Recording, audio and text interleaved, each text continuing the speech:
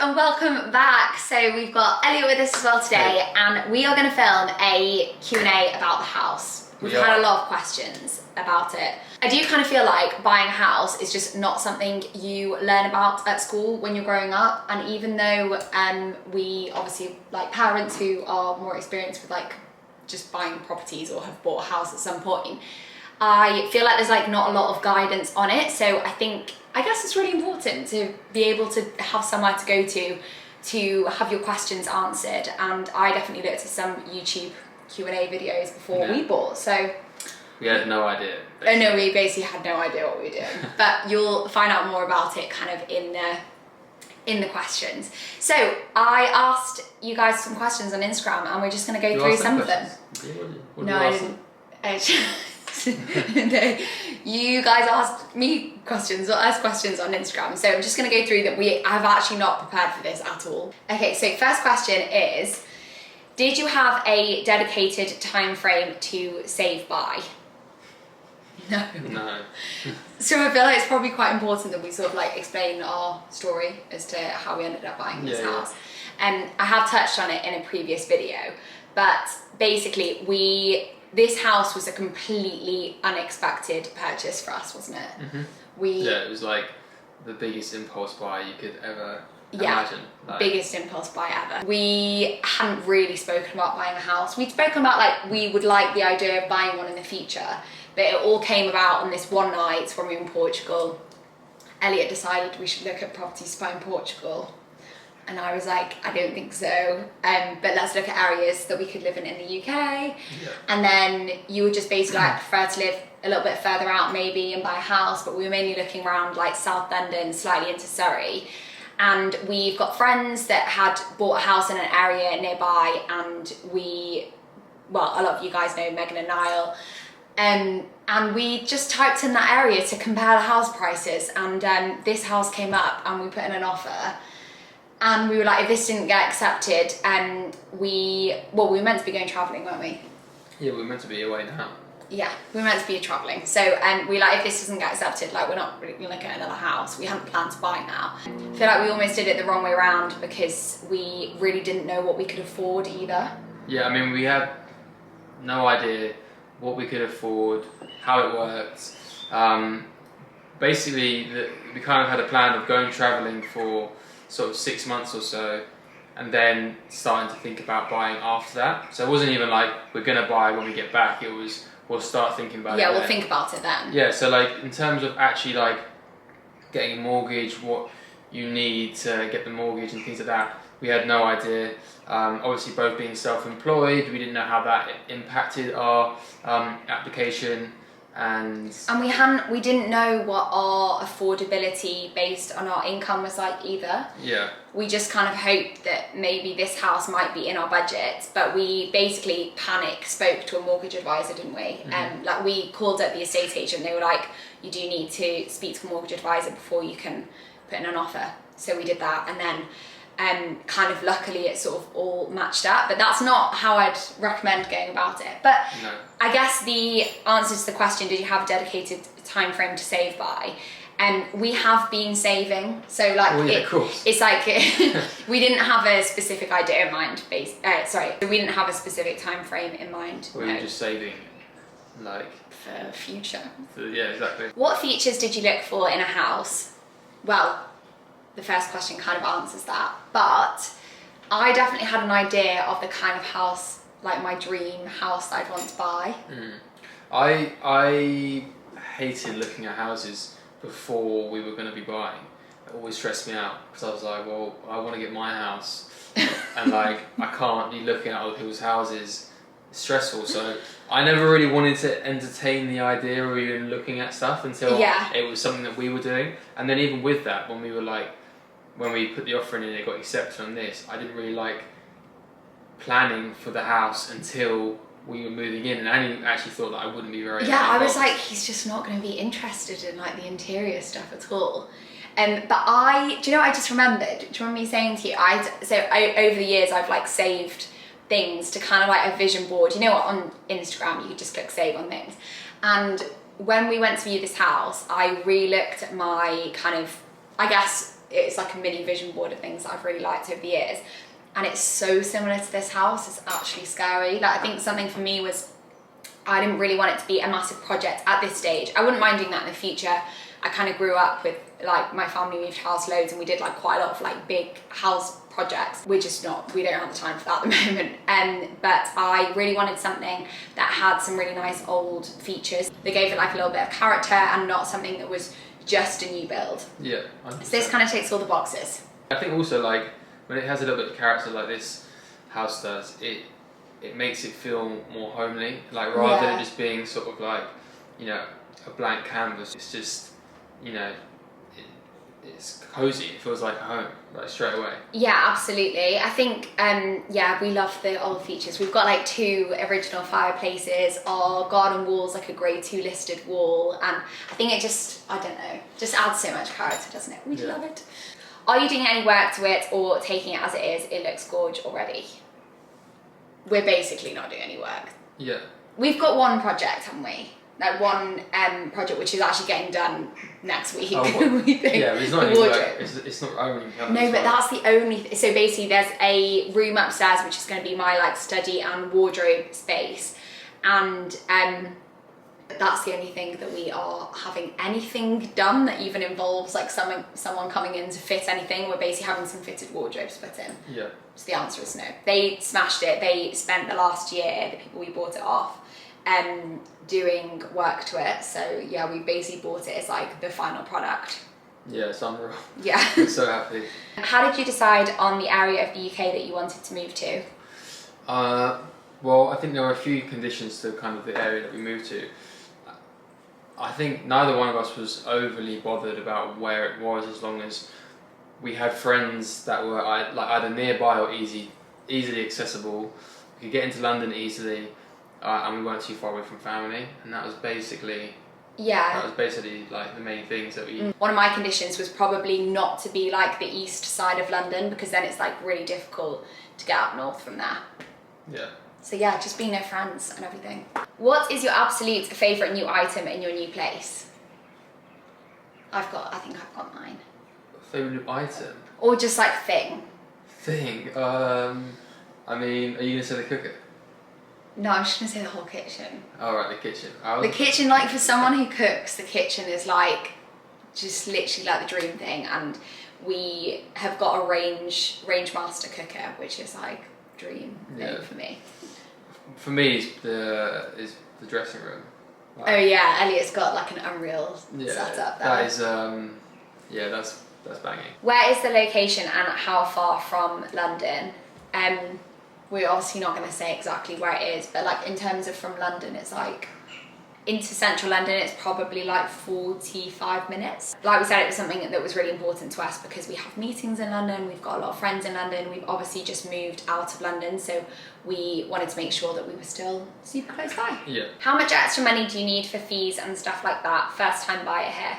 I think something which is often forgotten is you have your deposit, which is however much percent of the value of the property that you're going to put down. I think bottom end is 5%. If you're on a help to buy scheme or you find lenders which will let you do it, it'll be 5%, but the standard is 10% and above. But you have your deposit, and then you also have to pay stamp duty and legal fees. They were the bits that really shocked me. So you have to pay that as well as your deposit. I know there was like a stamp duty holiday last year, and we missed it. We missed that, but yeah, I don't know what the stamp duty is, but it's a decent amount of money. So don't forget to look into it. Yeah, don't forget to look into how much you're going to have to pay in stamp duty, so that you know that okay, you've got your deposit, but have you got the money to pay the stamp duty? Otherwise, it won't happen. Like Elliot just said as well, legal fees and things like, which include like getting surveys done and just making sure the property is okay. I would say that you need about £2,000 as well for all of those things. That's approximately what we spent, which I'm assuming is probably the average. Yeah. Apart from the house deposit, what other things did you have to save for? So as we've mentioned, obviously this was not a really planned purchase for us, but in terms of like big things to save for in a house, I do feel like it's very, very specific to the house you're moving to. Yeah. So for example, they've just redone our kitchen, and that would have been, if they hadn't, that would have been like a massive priority for me to have like a really nice kitchen. Yeah. But our big things that we, like our, I guess like main items that we've had to save for or we haven't actually bought yet, we bought a sofa, which is, they're quite expensive. Yeah. And have a really long lead time, so make sure you get one of those early. Yeah. And I guess like kitchen table, chairs, like beds are really expensive. They're kind of the main things, but you can obviously Well, I mean, it depends on, you don't have to spend loads of money on all of them. Facebook Marketplace. Yeah, Facebook Marketplace. I'm sure you can get really good deals to like ensure it doesn't cost you an arm and a leg to. But in terms of like big things for the house, would you say they're our main ones? Yeah. But then very house specific. Is there anything you change after living in it for a bit? I mean, we've only been here for 3 weeks. So. Yeah, literally like 2.5 Nothing weeks. yet, apart from the little things that we're doing. The sinks, the taps, sorry. Yeah, that's true actually. They've put these beautiful taps in that look really nice. They're like those ones that I don't know how to explain. Oh, they're like long and fountains, thin, basically. like little water fountains. But if you don't put them on the full way, they like soak the back of the sink. Yeah, because it doesn't. You know, like when you try and pour like liquid from a tea mug into a glass and it drips down the side. Oh, it's like that. That's what happens if you don't put enough pressure on. That's a good analogy, actually. I Yeah. thought so. But I mean, minor things like we love the house so much. We in terms of things that are actually important, like I genuinely can't fault it. Were you both first-time buyers? Yes. Yeah, both first-time buyers. Did you move further out of London for affordability? Value for money, yeah, definitely. What we could get in London for what we paid for this house, does that make any sense? What we paid for this house is crazy, like literally crazy. Obviously what you pay is what you pay, so it's just a matter of what you want to get for that money. And having lived in London in inexpensive flats, like they were expensive to buy, that we rented. It just the idea of firstly staying in London after wanting to leave anyway, but secondly staying in London and buying somewhere which would very likely be a lot smaller than the flats that we were renting just didn't make sense. And you know, you start looking outside London, areas where you can still get into London easily, but you know, the value of the properties over there is so much lower and you get so much more for your money. Like, put it this way, if we bought in London, we'd be in like a pretty small flat, in an area that was probably about the same time to get into central London as we are here. So yeah, lots of benefits. Yeah. We've got a garden and we've got a lot more space. How long did it take from start to end, from deciding you wanted to buy to moving in? Really good question. It took 3 months. 3 months, basically, exactly. And we actually didn't think our lawyer was particularly good. We didn't have a chain our end, they didn't have a chain their end. We were both really flexible on everything. And it still took 3 months. But then I did read an article the other day and they said the average time is 5 months. So yeah, we were very lucky just with the simple fact that they didn't have a chain, we didn't have a chain. So there was no other people that could cause delay to the situation, to the purchase, apart from the solicitor. Yeah, apart from the solicitor. It was terrible. But yeah, so like 3 months obviously is still very quick. But it's also unusual to both not have a chain, so I would say like maybe 3 months is like minimum at the moment. Yeah, if you've got a chain, or the person you're buying from has a chain, like expect it to take a lot longer than 3 months. Did you find yourself in a bidding war with other buyers? So going back to what we said previously about having no chain, it obviously meant that the process was a lot quicker. And when you're going into negotiations with sellers, that's a massive perk as a buyer, because the seller knows it's going to be a quicker process. They're going to be able to get the money for the house a lot quicker, and they're going to be able to move on to their next project or whatever they're doing. So, you know, having no chain is amazing, and we actually weren't the top bid in our negotiations, but we still got the house simply down to the fact that firstly they liked us, and also we had no chain, so it meant that they were going to be able to sell the house quicker. Yeah, also just to add, because I actually didn't really know this before we moved in, and it might be self-explanatory, but having a chain is basically like you don't have to sell your house in order to buy this house. We were obviously renting, and for the people we bought it off, this was an investment property for them, so they've already, I don't know what they're doing now, but like they already had somewhere else they were going to move on to. So they also weren't trying to time buying a house with selling this house. Okay, last question. How long were you looking for before you found your dream home? 1 day. One day, 24 hours. Yeah.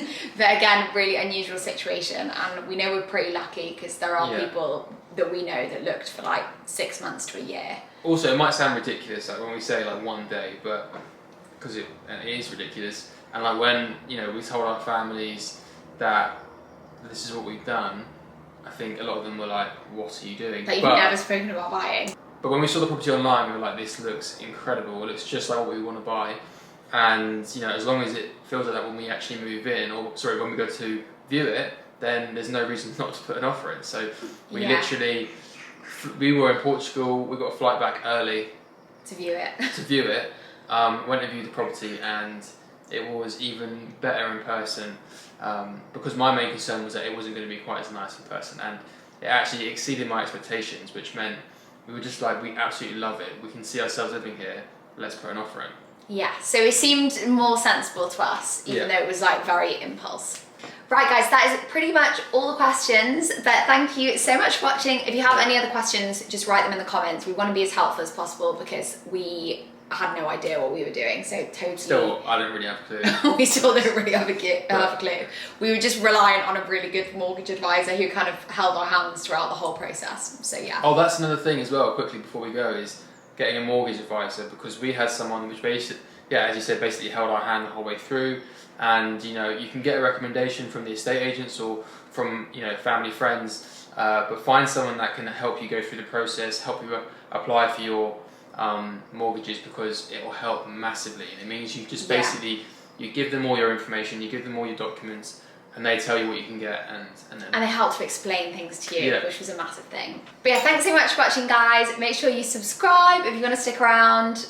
If you've got any other questions, like we could always film another one of these, or maybe like a we've lived here for a few months, these are things we've learned kind of video. Great idea. Sounds good, yeah. Great idea. Thanks so much for watching, and I'll see you in my next video. Bye.